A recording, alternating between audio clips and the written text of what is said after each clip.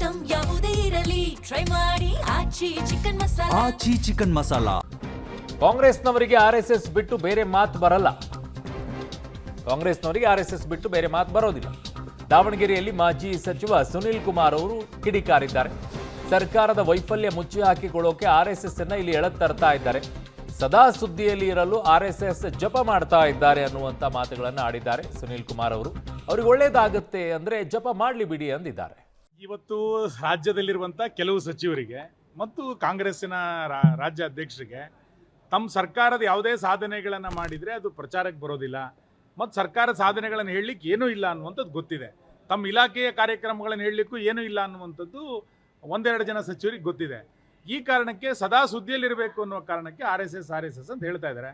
ಅವ್ರು ರಾಜ್ಯದಲ್ಲಿ ಇದ್ದಾರೆ ಅಂತ ಗೊತ್ತಾಗಬೇಕು ಅಂದ್ರೆ ಆರ್ ಎಸ್ ಎಸ್ನ ಉಚ್ಚಾರಣೆ ಮಾಡಬೇಕು. ನಾವು ದಿನ ಬೆಳಗ್ಗೆ ಆರ್ ಎಸ್ ಎಸ್ ಅಂತ ಹೇಳೋದಿಲ್ಲ, ಅವರೇ ದಿನ ಬೆಳಗ್ಗೆ ಆರ್ ಎಸ್ ಎಸ್ ಅಂತ ಹೇಳ್ತಾ ಇದ್ದಾರೆ. ಆರ್ ಎಸ್ ಎಸ್ ಇಂದ ಅವ್ರಿಗೆ ಒಳ್ಳೇದಾಗುತ್ತೆ ಅಂತ ಆಗಿದ್ರೆ ಆಗಲಿ, ದಿನ ಹೇಳ್ಕೊಂಡಿರ್ಲಿ ಅಂತಂದ್ರೆ. ಇವತ್ತು ರಾಜ್ಯದಲ್ಲಿರುವಂಥ